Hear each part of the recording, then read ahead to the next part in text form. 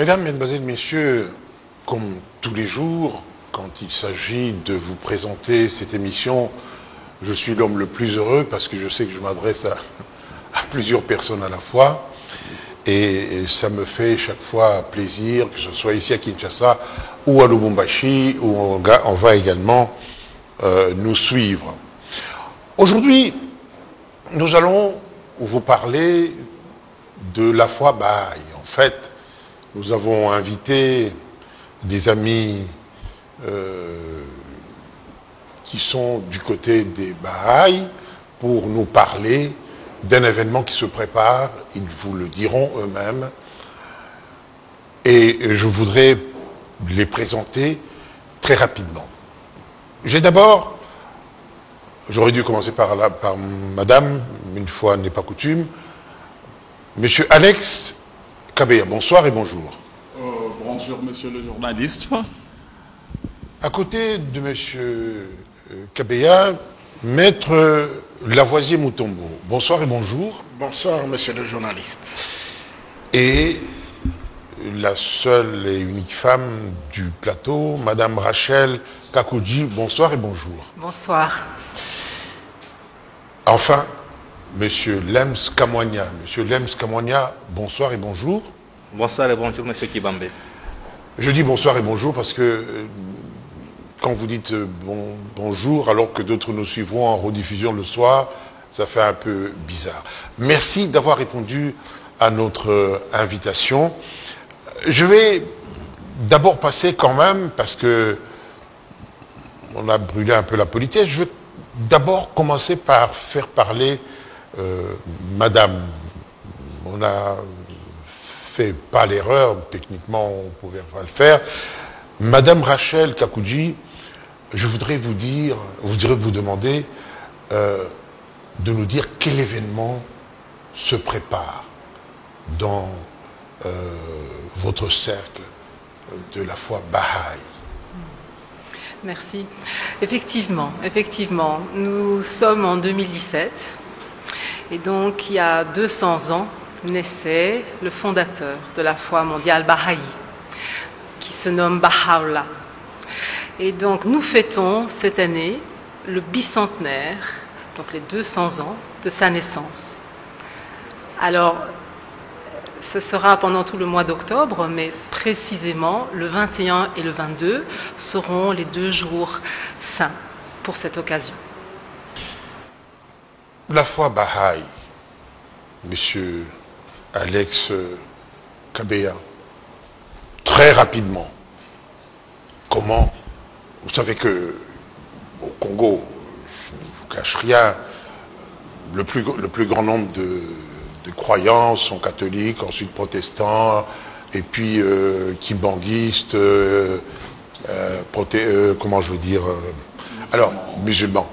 Alors, vous êtes je ne dirais pas les tout jeunes, en nombre, reconnaissons-le peut-être, enfin vous me direz si je me trompe, mais si on vous demandait de nous dire en quoi consiste cette foi Baha'i, quelle serait votre réponse?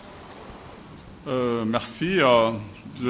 C'est une question qui nous revient le plus souvent parce que dans notre pays, comme partout ailleurs, la foi Baha'i est en train de se faire découvrir, étant donné que cette révélation a commencé en 1844, quand le Bab a annoncé qu'il était celui que l'humanité attendait pour annoncer la nouvelle ère. Si nous comptons très bien, nous avons moins de 200 ans que la révélation Baha'i a commencé.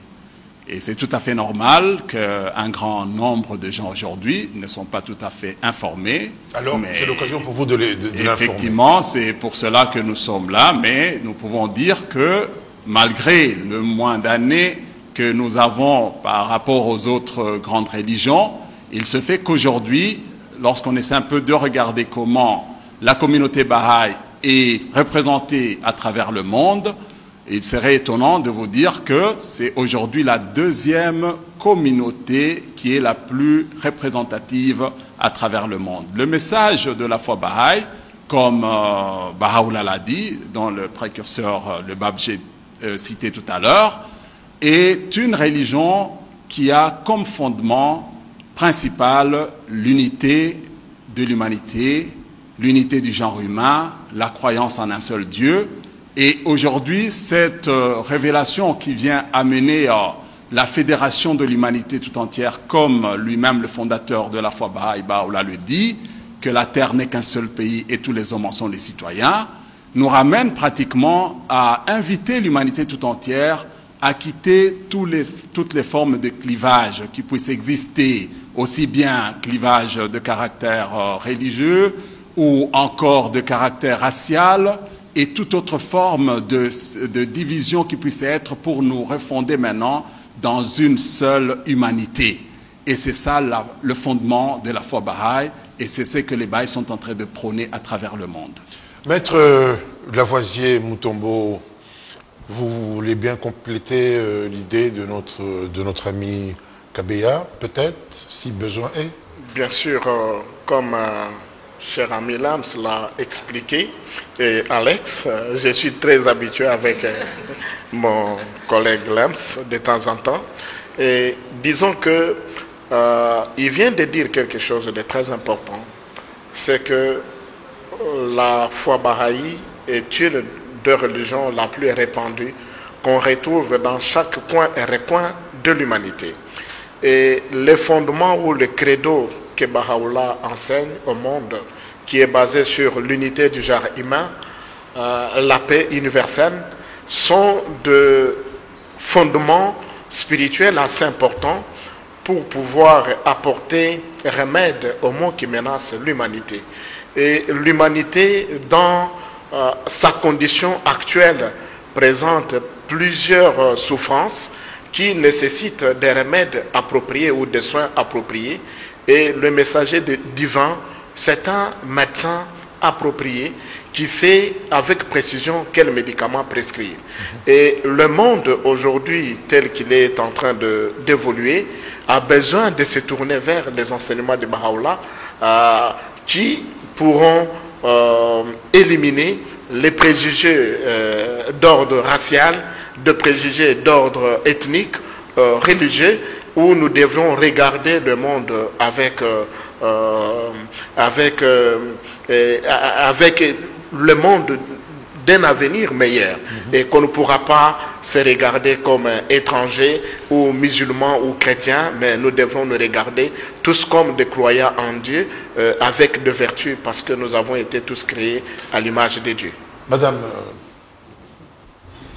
j'ai bien compris tout ce qui a été dit. Cela veut-il dire que la foi Baha'i a la prétention de mettre tout le monde d'accord, puisque c'est la dernière religion, enfin, puisque ça fait seulement 200 ans que cette foi a été révélée, cela veut-il dire que vous voulez rassembler toutes les religions autour de la foi Baha'i pour créer cette unité? Parce que tout ce qu'on dit là est extraordinaire et parfait. C'est une très bonne question. En fait, on pourrait dire que si on regarde la religion comme une cause commune, alors dans ce sens, si on fait un pas en arrière, on peut se dire, c'est possible alors d'imaginer que on peut envisager, pouvons-nous envisager, peut-être posons-nous la question plutôt, pouvons-nous envisager que l'humanité puisse se retrouver autour d'une cause qui lui permettrait de vivre ensemble, en harmonie. Et donc, cette cause, cette cause commune pour l'humanité, ce serait de rechercher la paix, par exemple. Ce serait l'unité, comme les amis l'ont dit, l'unité du genre humain. Et donc, si on se fait ce pas, ce recul en arrière et qu'on se pose la question, pouvons-nous nous mettre tous autour d'une cause qui nous permette alors d'avancer, d'évoluer de façon collective? Alors, dans ce sens, je dirais, c'est dans cette approche-là que les amis Baha'i et que la foi mondiale Baha'i évoluent. C'est dans le souci d'essayer ensemble, d'essayer de construire ensemble, de tendre vers une cause commune. Monsieur Lems, c'est très astucieux comme politique parce que vous n'êtes pas en contradiction avec les autres religions, mais vous semblez dire aux autres religions, c'est très bien, mais nous, on va au-delà. Le Christ, pour nous qui sommes catholiques, pour certains d'entre vous qui l'étaient avant d'opter pour la foi Baha'i, Jésus-Christ est venu nous dire, aimez-vous les uns les autres. Et vous voulez ajouter un plus, dites, en plus de nous aimer les uns les autres, mettons-nous autour de cette unité. Non? Vous avez tout à fait raison, M. Kibambe. Je crois que ça complète justement la question précédente que vous avez posée. Baha'u'llah est arrivé avec ce que nous considérons comme étant la dernière des religions d'origine divine qui est arrivée au niveau du monde. De par son message, le principe fondamental, c'est qu'il y a l'unicité des dieux. Il n'y a qu'un seul Dieu, il n'y a qu'une seule humanité. Et nous tous, nous devons nous considérer comme étant les enfants d'un même Père. Donc il n'y a pas de raison qu'on soit opposé ou bien qu'on puisse se tuer au nom de la religion. En réalité, il n'y a qu'une seule religion, quel que soit le messager qui nous a appris à connaître Dieu. C'est cette unité fondamentale. Il faudrait que l'humanité arrive à prendre conscience de son unité véritable. Il faudrait que les gens humains arrivent à se considérer comme étant tous les enfants d'un même Père. Et à ce moment-là, vous verrez que la paix et la sécurité du monde seront fermement établies parce que nous serons tous unis autour d'une cause unique, d'une cause universelle. C'est ça même le fondement du message de Baha'u'llah que nous voulons apporter aujourd'hui au monde. Un message de paix, un message d'unité, l'unité du genre humain, parce que nous ne devons pas nous regarder comme des étrangers. Nous sommes tous les fruits d'un seul arbre et les feuilles d'une même branche. Madame Chantal, quelles sont vos armes dont vous disposez pour, oh le mot est fort, pour vous imposer, pour imposer cette façon de voir les choses, qui est a priori, comment je veux dire, tout à fait louable. Quelles sont les armes dont vous disposez? Je dirais que l'arme essentielle, c'est la transformation individuelle, c'est-à-dire de développer ses qualités spirituelles. Ces qualités spirituelles, ça veut dire la patience, l'humilité, l'amour, le courage, la justice, la générosité, et d'arriver à vivre cela dans sa vie de tous les jours.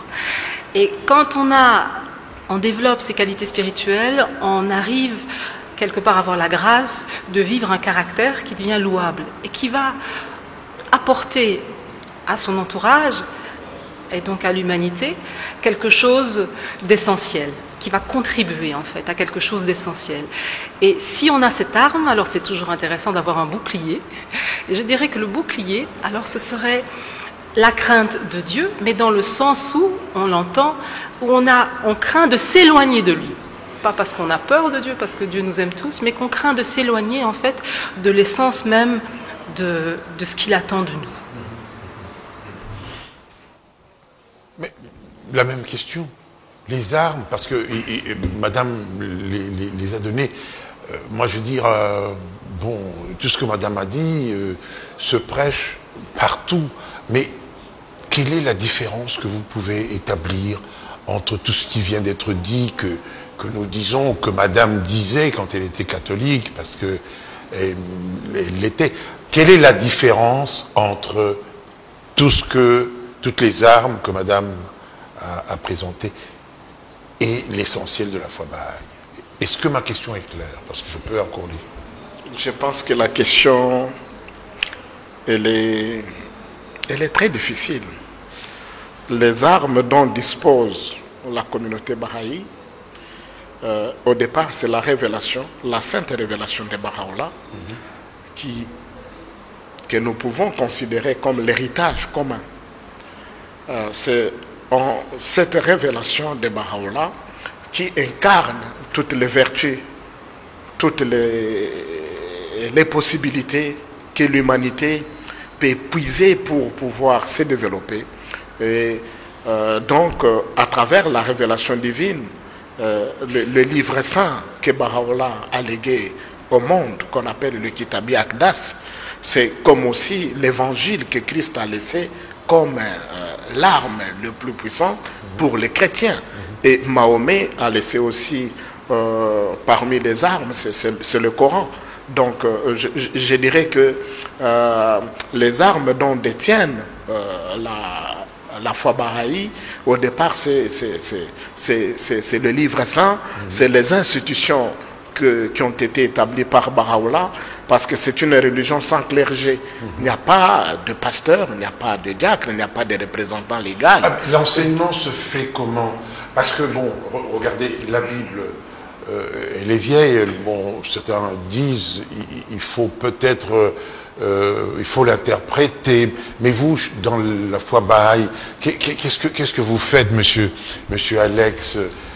L'enseignement se fait comment? De quelle manière? Effectivement, je crois bien que lorsqu'on essaie un peu de regarder d'une manière d'un continuum, cela va nous permettre de voir que les messagers de Dieu ne viennent pas créer des différences ou des compartiments. C'est comme à l'école où nous avons commencé la première année avec pratiquement les comptages.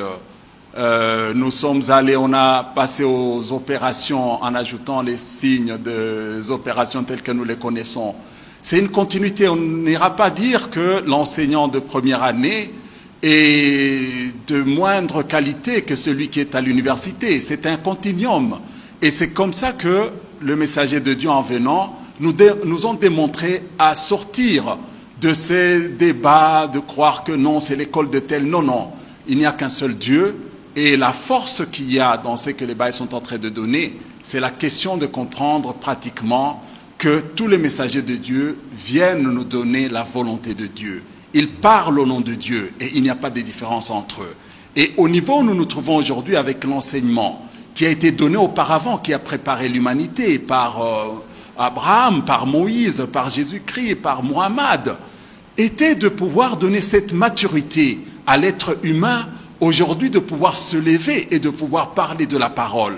L'humanité se trouve maintenant, comme le dit Baha'u'llah, dans son état de maturité, où on n'a plus besoin que quelqu'un parle à la place de l'autre, parce que même sur le plan scientifique, nous voyons que dans l'ancien temps, on avait quelques enseignants qui étaient pour un enfant d'un noble, ainsi de suite. Mais aujourd'hui, les écoles sont pour tout le monde. Et tout le monde peut s'élever pour devenir enseignant, pour parler de la parole. Et c'est cette vision qui est maintenant, aujourd'hui, que tout le monde peut lire la Bible, peut lire le Coran et peut l'enseigner. C'est ainsi que cette demande n'est pas quelque chose de contradictoire par rapport à la réalité de l'être humain. Oui, la même question. Bien sûr, j'aimerais vraiment ajouter sur la même question, comme les amis viennent de l'évoquer ici. Je crois que, en tant que message, un message doit être connu, il doit être vulgarisé. Et chaque Baha'i là où il est, c'est un enseignant qui essaye de faire comprendre aux autres la nécessité de comprendre qu'il y a un message qui nous invite à l'unité, à la prise de conscience. Donc chaque Baha'i individuellement là où il est, comme Maître Lavoisier l'a dit, on n'a pas besoin de pasteurs pour réunir les gens dans des églises pour parler du message de Baha'u'llah. Chaque Baha'i là où il est un enseignant. Un autre moyen qui est utilisé par les Baha'is pour arriver à faire comprendre le message de Baha'u'llah, c'est à travers notamment tout ce qui se réalise aujourd'hui, d'abord en termes d'activité. Aujourd'hui, on parle des processus de construction communautaire. Comment on arrive à faire comprendre les gens dans les quartiers où nous vivons que la religion n'est pas seulement là pour parler de la vie de l'âme, mais la religion doit aussi s'accompagner par une transformation de la société dans laquelle nous vivons. Et les Baha'is travaillent côte à côte avec leurs voisins, avec les autres, pour leur faire comprendre que le message de Dieu ne doit pas rester théorique, mais on doit le mettre plutôt en pratique. Même au niveau international. Bon, à un autre niveau, c'est ce qu'on appelle au niveau du discours public. Aujourd'hui, par exemple, là, on peut intervenir sur des thèmes importants qui régissent la vie. Par exemple, quand nous parlons de l'éducation, comment Baha'u'llah considère l'éducation? Là, on essaie de donner les points de vue de Baha'u'llah par rapport aux grandes questions qui concernent le monde. Et même au niveau des Nations Unies, je peux vous dire que la foi Baha'i aujourd'hui, elle est considérée comme une organisation consultative au niveau des Nations Unies. Par exemple, les principes sur l'égalité des droits sociaux de l'homme et de la femme. Comment arriver à avoir la paix au niveau du monde? Quels sont les instruments, les institutions qu'on peut développer pour arriver à créer la justice sociale, la justice économique? La foi Baha'i à tous ces niveaux, elle essaie d'interagir pour voir comment arriver à faire en sorte que ce message de Baha'u'llah soit utilisé même par des personnes et des institutions qui ne sont pas Baha'i, mais qui adhèrent à cette vision de transformation du monde. Donc voilà un peu autant d'autres canaux, en plus de ce que les amis ont dit, qui nous permet aujourd'hui de diffuser ces messages de Baha'u'llah. Madame Rachel Kakoudji, la révélation, comment je dis, progressive, ça veut dire quoi? Parce que, en fait, dans tout ce que nos amis ont dit, j'ai senti que ça devait être, c'était progressif. Exactement, exactement. Exactement. L'ami Alex l'a vraiment bien expliqué quand il prend l'exemple d'un enfant qui va à l'école et qui apprend en maternelle les bases de la mathématique. Mais évidemment, il ne l'apprend pas en utilisant des équations du second degré. Pourtant, lorsqu'il va en primaire, il va également évoluer au niveau de cette matière et ainsi de suite jusqu'à l'université. Et pourtant, on ne dira pas que le professeur de maternelle était un professeur qui n'a servi à rien. Au contraire, il était la base. En réalité, aujourd'hui, des grands éducateurs savent que la maternelle, c'est un moment capital, en fait, dans le devenir et l'évolution de l'enfant, même pour son goût à la lecture. Mais fermons la parenthèse. Alors c'est vraiment dans ce sens où on a la chance de comprendre, à partir du moment où on a on fait de nouveau un recul en arrière et qu'on regarde l'histoire de l'humanité, depuis toutes ces milliers d'années, on voit que à des moments précis, Dieu a cette générosité, cette grâce de venir envoyer à nouveau un messager, un envoyé de Dieu. Quelqu'un qui a la science, la connaissance du divin, quelqu'un qui dès petit, on le reconnaît, il est dans sa perfection, il attire, il a cette connaissance unique. Et quand il grandit, il va évidemment recevoir cette révélation et s'annoncer comme tel, et puis il aura évidemment de grandes souffrances, mais pour justement venir à chaque fois sauver l'humanité. Et il vient avec un message qui renouvelle. Et donc ici, dans la révélation progressive, si nous voyons Moïse, si nous voyons Jésus, si nous voyons Mohammed, si nous voyons le Bab, Baha'u'llah, Bouddha également, et donc toutes ces révélations qui partent de la même source, eh bien chaque fois l'humanité a la grâce de recevoir une guidance supplémentaire pour lui permettre d'évoluer. Voilà, vers évidemment son devenir qui est arriver à vivre l'unité du genre humain. Au temps de Jésus, on n'avait pas les téléphones cellulaires, on n'avait pas l'internet, on n'avait pas la possibilité de partir d'un point à l'autre en avion en quelques heures. On devait évidemment, c'était des années et des années. Et donc à ce moment-là, évidemment, c'était peut-être plus compliqué de comprendre qu'en fait notre devenir en tant qu'humain, c'est de nous aimer, que la planète est un village. C'était vraiment impossible à comprendre. Aujourd'hui, il suffit de le dire pour que les gens, quelque part, réfléchissent et se disent, ben oui, finalement, c'est vrai que le monde est un village planétaire. Et donc, ce message, si vous voulez, progressif, c'est progressivement que Dieu nous accorde notre voie d'évolution, comment y arriver. L'intelligence de comprendre. Voilà, tout à fait. Où nous allons. Exactement. Au bon moment, lui, c'est quand il nous envoie la personne qu'il nous envoie, le médecin. Je vais vous poser, parce que c'est vous qui avez la parole, je vais vous poser une question très simple. Qu'est-ce qui vous a attiré? Parce que c'est vous qui m'avez dit que vous étiez catholique comme moi je le suis. Qu'est-ce qui vous a attiré dans cette religion? Qu'est-ce qui vous a dit? Qu'est-ce qui a fait tilt? Eh bien, en fait, c'est vraiment le fait d'être en recherche. Donc, c'est-à-dire de voir que dans la Bible, tout est merveilleux. C'est tellement beau, c'est tellement merveilleux. Mais comment est-ce que c'est si beau et qu'on n'arrive pas à le vivre? C'est ça en fait, c'est cette inadéquation. C'est-à-dire on y arrive peut-être à certains moments, mais comment est-ce que dans le monde il y a tant d'injustices? Comment est-ce qu'il y a des choses qui fonctionnent de façon si disparate? Et donc quelque part j'arrivais pas à voir, j'avais la source bien entendu qui était magnifique, mais je n'avais pas le concret, comment arriver à le faire. Voilà. Et quand j'ai eu la chance de croiser ce message, eh bien Baha'u'llah vient avec, non seulement renouvelle le message, mais ne s'arrête pas juste à un vœu pieux d'unité. Il vient vraiment nous montrer, nous révéler que tout ça est quelque part organique, comme un corps humain, si vous voulez. Tout se tient, tout est interdépendant. Il nous faut pouvoir arriver à le faire entre individus. D'accord. Voilà. Monsieur Kamania, quand vous entendez les discours belliqueux du président américain, quand vous entendez les réponses belliqueuses du président nord-coréen, vous vous dites, la foi Baha'i avait raison. Effectivement, parce que effectivement, aujourd'hui, tout le monde vit dans la peur. Et c'est quand tout le monde vit dans la peur, on s'est dit, on a besoin de la paix. Qui a besoin de la guerre aujourd'hui? Personne. C'est au moment où on a le plus peur de la paix que les messages de la paix arrivent comme les seuls remèdes. C'est le moment d'inviter les gens à se regarder en face, à dire, est-ce que nous avons besoin de la guerre, nous avons besoin de la paix? Quel est le schéma pour y arriver? Qu'est-ce qu'il faut faire pour que les gens... Comment répondez-vous à cette question? Quelle est la voie pour y arriver? La voie pour y arriver, c'est notamment la consultation, une compréhension mutuelle, comprendre que nous faisons tous partie d'une même famille et que l'un seul, c'est la bonne famille. On ne doit pas considérer tel ou tel comme américain, comme coréen. Nous devons tous nous considérer comme étant les enfants du monde. La Terre n'est qu'un seul pays et tout le monde en sont les citoyens. Aujourd'hui, s'il y a des problèmes qui se passent en Corée, d'une manière ou d'une autre, il y a des âmes qui seront affectées. Si on arrive à faire prendre conscience à nos dirigeants que, écoutez, ce n'est pas parce que vous avez un morceau que vous appelez Amérique, vous pensez que vous faites cause à part. Vous faites partie d'un ensemble, d'une famille qui est l'humanité. Et que les problèmes qu'il y a aux États-Unis aujourd'hui peuvent nous affecter. Aujourd'hui, la crise qu'il y a aux États-Unis peut affecter la plupart d'autres nations. C'est cette conscience de l'unité de l'humanité qui est au fait au cœur. Moi, je suis très réjoui quand je vois tout ça. Je me dis, ça y est, Baoula avait raison de dire que ce qu'il faut à l'humanité aujourd'hui, c'est cette unité qui va nous amener la paix à vivre sereinement. Maître Lavoisier Mutombo, complétez. Parce que moi je me dis, vous êtes venu à profondeur pour vous adresser, parce que vous estimez que ce message vaut la peine qu'on puisse le partager avec les autres.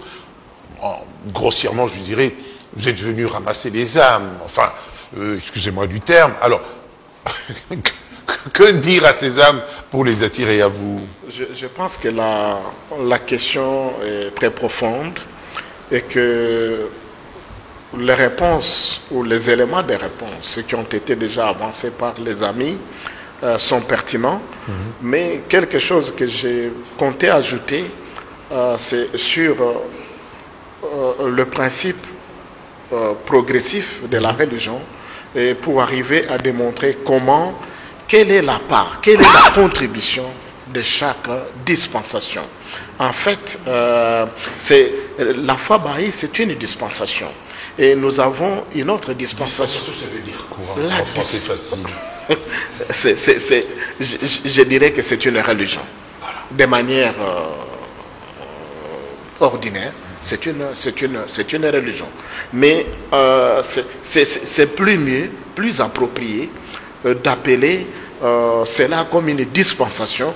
Pourquoi? Parce que c'est une époque au cours de laquelle Dieu a envoyé un messager avec les principes, les normes qui devront gouverner le monde, l'humanité. Donc en parlant de la dispensation, je prends un principe de l'amour. Comment ce principe a été enseigné lors de la dispensation de Moïse. Et là, Moïse enseignait l'amour de soi. Et quand Jésus-Christ est arrivé, il enseignait l'amour du prochain. Aime ton prochain comme tu t'aimes toi-même. Tandis que dans la dispensation musulmane, on ajoute une autre dimension de l'amour. Le même principe. C'est pour aimer la patrie. Donc, s'aimer, c'est mieux, c'est bien. Mais aimer ton prochain, c'est mieux. Mais il faut avoir l'amour de la patrie. Et la quatrième dimension du même principe, c'est l'amour universel. Et dans ce principe de l'amour universel, on ne regarde pas la couleur de la peau. On ne regarde pas l'ethnie. On ne regarde pas la tribu. Même pas la patrie. On ne regarde pas la patrie. C'est ce que l'ami Lems était en train d'expliquer, qu'on ne doit pas regarder un Américain ou un Coréen. Mais nous devons nous considérer tous comme les enfants du monde. Donc les citoyens du monde. Donc c'est là où nous disons où l'ami Alex était en train de dire que la parole de Dieu est une sorte de continuum. Donc Baha'u'llah considère sa révélation comme un chapitre qui a été ajouté à ceux qui l'ont précédé. Donc l'évangile, le Coran, la Torah, le Bhagavad Gita, les Tripika, tous les grands livres saints qui ont précédé. Il a résumé en fait. Il a résumé. Il a résumé de la manière où il nous explique que nous ne pouvons pas l'accepter et nier ceux qui l'ont précédé. Monsieur Donc, Alex, en principe, c'est un résumé. Oui, monsieur Alex, je vous donne la parole tout de suite. Madame Chantal, vous aviez quelque chose d'urgent à ajouter. Rachel. Qu'est-ce que j'ai dit? Mais Chantal, c'est très joli. Pardon, Rachel.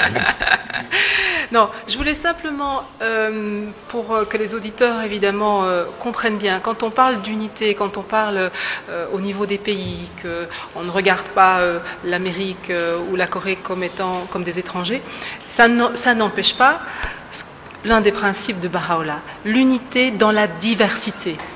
Donc ça veut dire que chacun, l'Américain, le Coréen, le Congolais, le Marocain, peu importe d'où ils viennent, il a toutes ses richesses.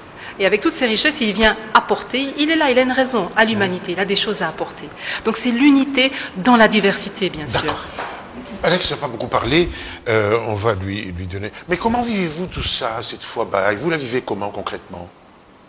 Oui, concrètement, comme nous l'avons dit, c'est pratiquement tout d'abord au cœur de tout ça, il faut pratiquement l'éducation spirituelle. Nous sommes avec nos enfants dans les familles. Nous leur montrons que ce qui est fait l'homme, essentiellement, c'est son âme. Et cette âme doit être transformée à travers la parole de Dieu qui lui donne les vertus. Pas les vertus dans le sens de pouvoir pratiquement cérémonier, il faut faire ceci, il ne faut pas faire cela. Non, à travers le service.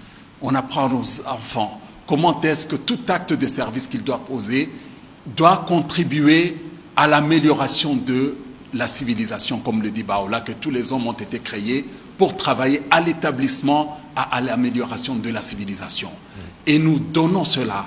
Les vertus de l'unité, de la justice, de l'amour du prochain, de l'humilité, sont des choses qui se démontrent à travers les services envers autrui.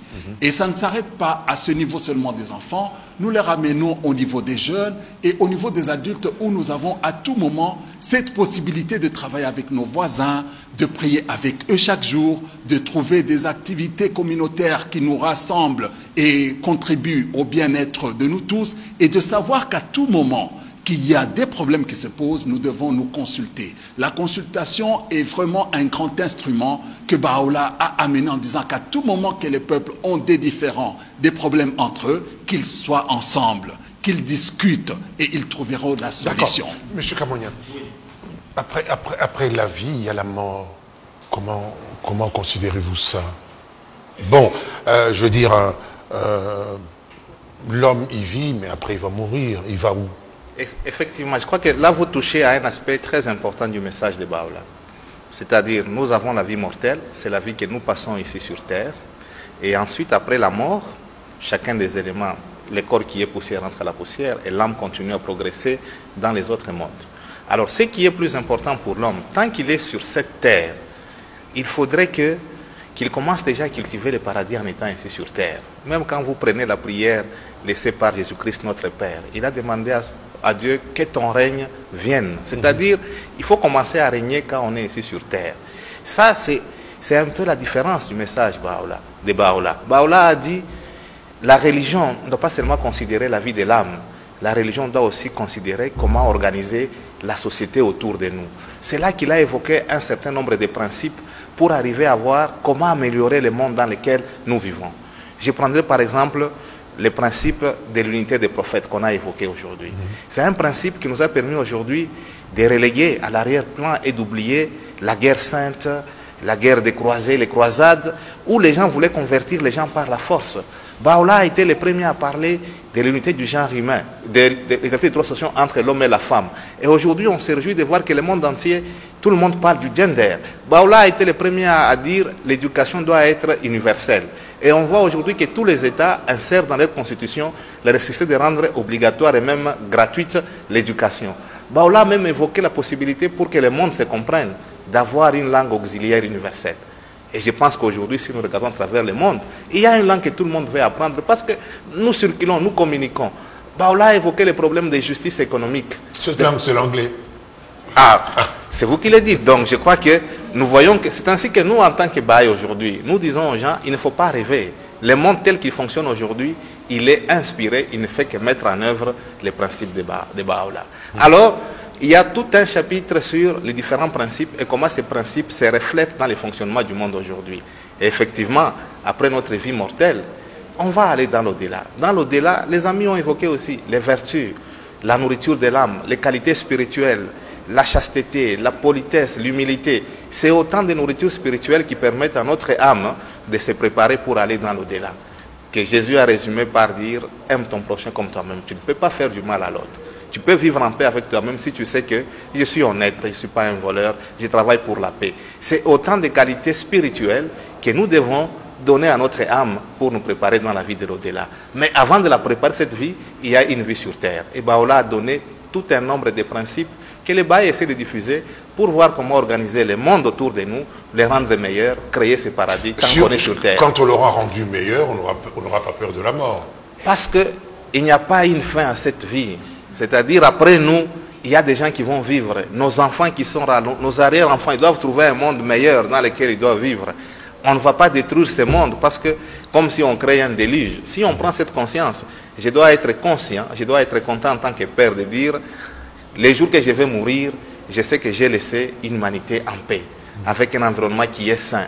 Mes enfants, mes arrière-enfants doivent continuer à vivre dans un monde qui est meilleur. Madame, il faut que je regarde là, Madame Rachel, pour ne pas dire Chantal. Je ne sais même pas d'ailleurs pourquoi je dis Chantal. Bon, alors, la question que je voulais poser, il ne faut pas qu'elle m'échappe, était celle de ça, voilà, MHP. À un moment, on vous parlait de la science de Dieu. C'est quoi? La science de Oui. Dieu. Alors, bon, moi je dirais peut-être l'harmonie entre la science et la religion, Oui. peut-être. C'est comme ça que peut-être je pourrais le comprendre. Si c'est ça dont vous voulez parler, bon, c'est un principe qui est fondamental parce que l'évolution, la civilisation, on l'a vu, elle évolue. Si on se place, la science, ben, l'homme a finalement été inspiré, en tous les cas, pour pouvoir... Je vais être oui, encore un peu plus concret. simple, Oui. plus concret dans mon questionnement. Je vous en Comment célébrez-vous tout simplement d'accord. Bon, je sais pas, nous c'est l'Eucharistie, nous allons à la messe, vous faites-vous comment? Très rapidement, parce qu'on a presque terminé. Ok. Alors bon, à ce niveau-là, il n'y a pas de clergé dans la foi. Tout à l'heure, voilà, on l'a dit. Alors, la façon dont on se réunit notamment, c'est tous les 19 jours, en tous les cas. Si Pourquoi on se 19? Alors voilà, ça fait partie du renouvellement, d'accord, au niveau de la révélation. C'est pas les êtres humains c'est pas nous qui l'avons décidé, c'est Baha'u'llah au niveau de sa révélation qui est venu avec un nouveau calendrier. Et donc de ce nouveau calendrier découle une fête tous les 19 jours. À chaque dispensation, il y a en fait un nouveau calendrier. D'accord, donc ça n'échappe pas à la règle, si je puis dire, divine. Concrètement, Voilà. vous n'avez pas encore dit comment? Alors concrètement, tous les 19 jours, il y a une fête qu'on appelle la fête de 19 jours. Et à cette fête, les amis Baha'i se réunissent. Alors il y aura une partie spirituelle où nous allons prier. Nous allons prier de quelle manière? Nous allons prier en lisant ou en retenant par cœur, si on les connaît, des prières révélées. Donc si on a des prières qu'on fait... Vous en avez une là? J'en avais une oui, rapidement. pour un enfant, par exemple. Oui. Voilà. Mon Dieu, guide-moi, protège-moi, illumine la lampe de mon cœur et fais de moi une étoile brillante. Tu es le fort, le puissant. Ça, c'est une... Merveilleux. prière Vous en avez une aussi peut-être? Bon, on va terminer sur une question. Et parce que vous construisez, vous avez des ambitions et tout ça, il faut l'argent. Le nerf de la guerre. Alors comment trouvez-vous cet argent pour répandre cette religion que vous appelez merveilleuse? J'ai envie de vous croire, c'est tellement beau ce que vous dites, mais ma foi est tellement forte qu'en reste une. De toute façon, on n'est pas en contradiction. Alors où trouvez-vous l'argent? En principe, ce que nous devons reconnaître est que la parole de Dieu ne progresse pas à cause de l'argent. Ce n'est pas avec l'argent qu'une dispensation peut gagner des âmes. Donc, en étant Baha'i, on n'a pas été attiré par l'argent. Mais, en fait, l'exemplarité peut-être. oui, c'est l'amour, parce que l'homme a été créé par Dieu. et il a le devoir de reconnaître son Créateur, l'adorer et le louer. C'est ça. Ça, c'est l'obligation pour tout un être humain. Mais l'argent n'est pas un sujet le plus important dans la communauté Baha'i. Bon, vous contribuez mais nous avons des contributions. Et les contributions sont des apports que les croyants contribuent pour les besoins matériels de la religion. On peut construire un temple, comme on a un projet pour notre pays où nous allons construire une maison d'adoration. Et nous avons Et ça va situé où?